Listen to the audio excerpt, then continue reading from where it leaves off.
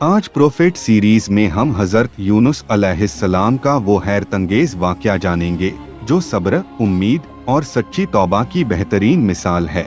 ये वो पैगंबर हैं जिन्होंने समंदर की गहराइयों और मछली के पेट के अंधेरों में भी अपने रब को याद किया और मायूस नहीं हुए। अगर आपको प्रोफेट सीरीज के किस्से सुनना पसंद है तो हमारे चैनल एसेम इस्लामिक वर्ड्स को सब्सक्राइब जरूर करें। तो चलिए शुरू करते हैं with the real life story of prophet हजरत यूनुस अलैहिस्सलाम। अल्लाह ने कुरान में यूनुस अलैहिस्सलाम का जिक्र कई जगह फरमाया है। आप हजरत इब्राहिम अलैहिस्सलाम की नस्ल से थे। इराक के इलाके में नीनवा नाम की एक बड़ी बस्ती थी जहाँ के लोग बुत परस्ती और गुनाहों में डूबे हुए थे। अल्लाह ने उनकी हिदायत के लिए यूनुस अलैहिस्सलाम को भेजा। कुरान कहता है कि उनकी तादाद 1 लाख से भी ज्यादा थी। यूनुस अलैहिस्सलाम बरसों तक उन्हें तौहीद की दावत देते रहे मगर वो लोग जिद पर अड़े रहे। उल्टा उन्होंने मजाक उड़ाया और धमकियां देने लगे। जब उनकी सरकशी हद से बढ़ गई तो यूनुस अलैहिस्सलाम ने आगाह किया कि अब अजाब आने वाला है। इसके बाद वो नाराजगी और गुस्से की हालत में बस्ती से निकल गए। यहाँ गौर करने की बात यह है कि अल्लाह ने अजाब की खबर देने का हुक्म तो दिया था लेकिन अभी बस्ती छोड़ने की इजाजत नहीं दी थी। नबी को तब तक अपनी जगह नहीं छोड़नी चाहिए जब तक अल्लाह का हुक्म न आए।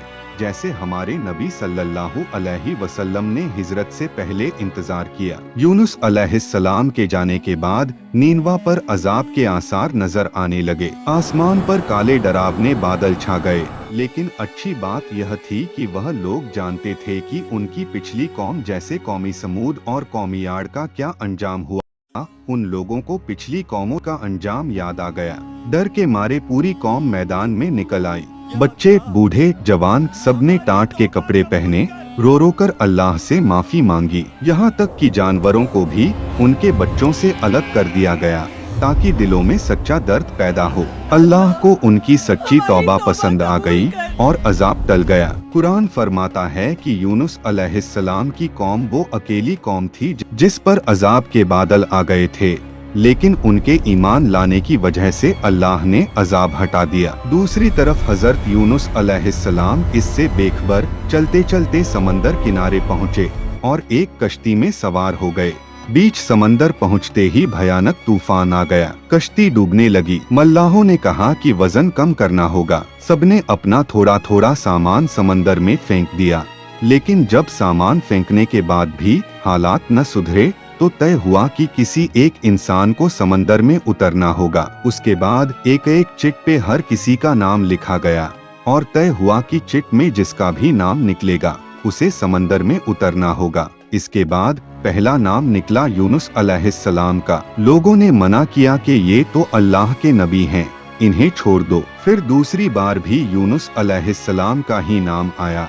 लोगों ने फिर मना किया और फिर तीसरी बार भी जब वही नाम निकला तो सब समझ गए कि यह अल्लाह की मर्जी है। उसके बाद यूनुस अलैहिस्सलाम ने समंदर में छलांग लगा दी। उसी वक्त अल्लाह के हुक्म से एक बहुत बड़ी मछली ने उन्हें निगल लिया मगर अल्लाह ने मछली को पाबंद कर दिया।